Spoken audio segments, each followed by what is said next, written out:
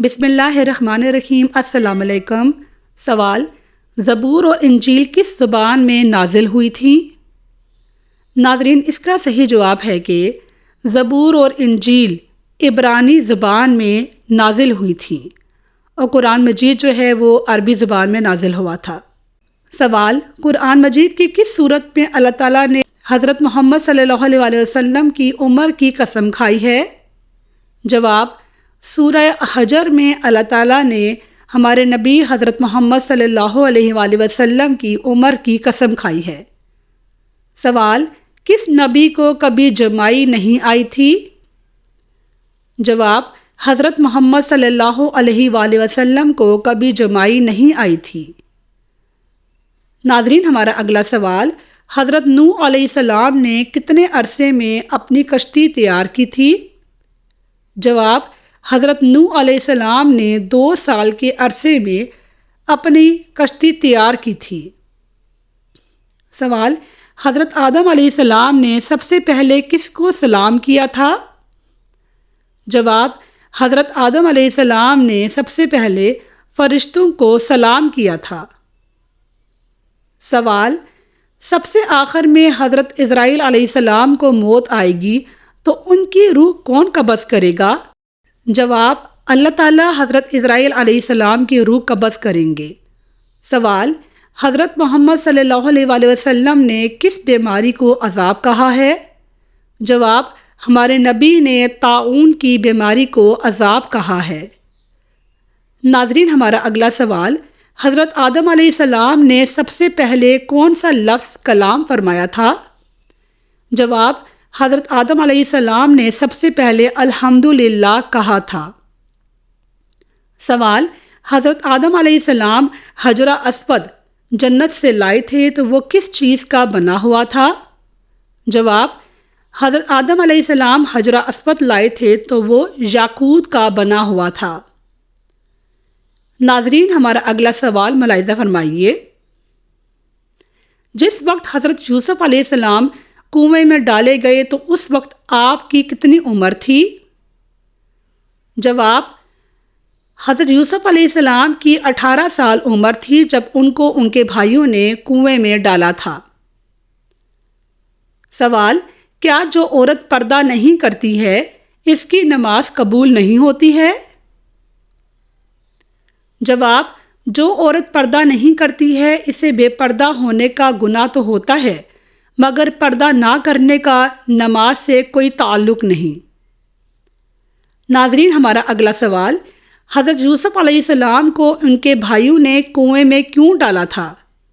جواب: حضرت یوسف علیہ السلام کے بھائیوں نے یہ محسوس کیا کہ ان کے والد حضرت یوسف علیہ السلام کو ان سے زیادہ پسند کرتے ہیں، جس سے ان کے دلوں میں حسد اور بغض پیدا ہوا۔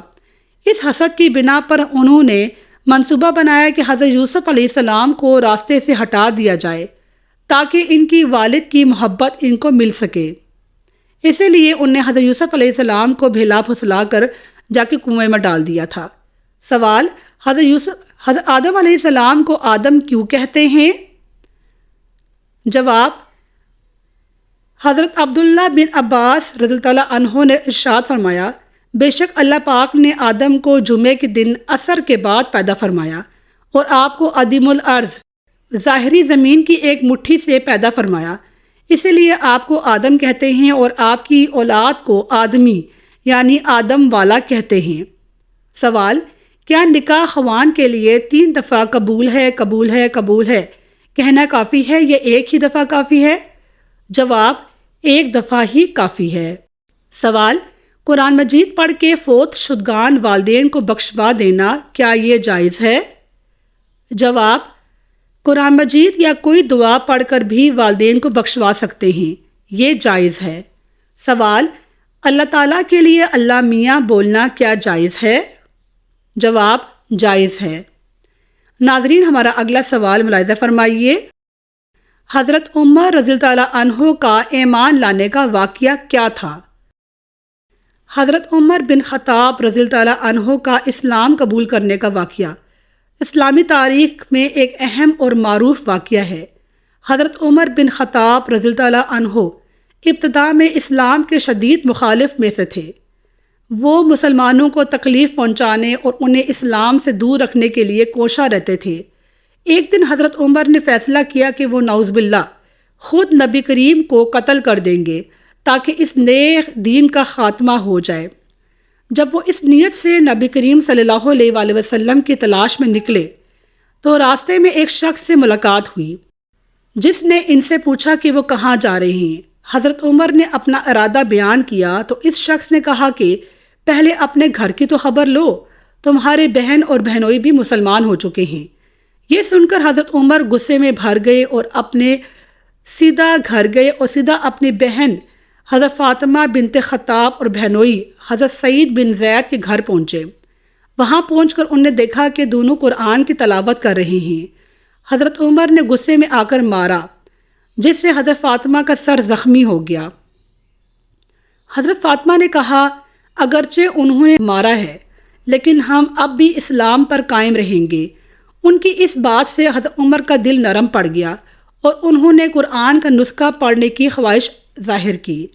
حضرت فاطمہ نے کہا کہ پہلے وہ وضو کریں پھر قرآن کو ہاتھ لگائیں۔ حضرت عمر نے وضو کیا اور قرآن پڑھنا شروع کر دیا۔ سورہ طٰہٰ کی آیات پڑھ کر ان کے دل پر اسلام کی حقانیت ظاہر ہو گئی۔ اس کے بعد حضرت عمر فوراً نبی کریم صلی اللہ علیہ وآلہ وسلم کی خدمت میں حاضر ہوئے اور اسلام قبول کر لیا۔ نبی کریم صلی اللہ علیہ وآلہ وسلم اور دیگر صحابہ اکرام نے حضرت عمر کے اسلام قبول کرنے پر بہت خوشی کا اظہار کیا۔ حضرت عمر کے ایمان لانے کے بعد اسلام کی قوت میں اضافہ ہوا اور مسلمانوں نے کھل کر نماز پڑھنا شروع کر دی۔ حضرت عمر کے اسلام لانے کا واقعہ ایک اہم موڑ تھا جس نے اسلامی تحریک کو بہت تقویت بخشی۔ ماشاءاللہ، سبحان اللہ۔ ناظرین، میں آپ کو اپنی ہر ویڈیو میں اس طرح کے واقعات بتایا کروں گی۔ میرے چینل کو سبسکرائب کیجیے اور میری ویڈیو کو لائک کیجیے۔ شکریہ، اللہ حافظ۔